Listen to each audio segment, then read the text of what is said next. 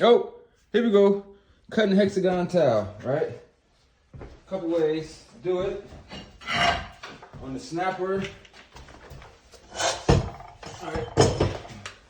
I made a comment say, show me on how to show you how to cut it kind of relatively easy. So, the first one here, when I'm going against whichever wall is the longest, I like to go with this cut because it's the easiest. Because you can just put it flat against your guard, and it's this cut that goes this way, right? Because all I need is the distance from this point back, which is about 3 inches. I'm going a little bit underneath the radiator. And so with no pencil and no marking, I'll just use the tape measure only. I burn 1 and 2, which is just come down to the 2-inch mark and then go from there. It's a little easier that way. What I was doing that.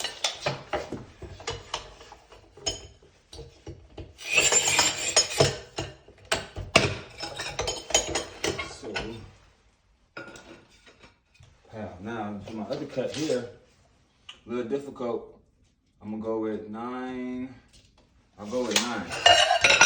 Now this, a little more advanced.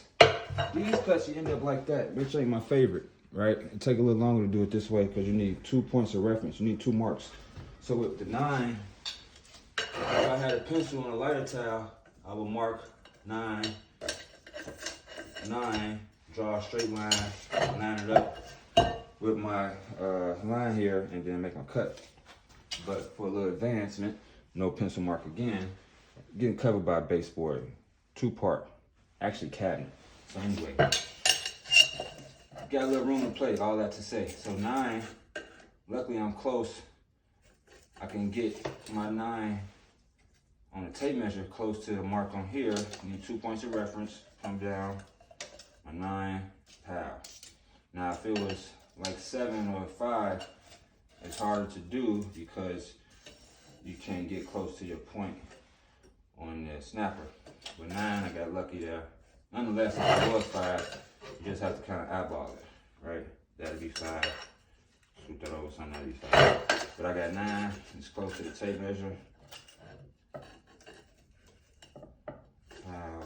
Scoot that back.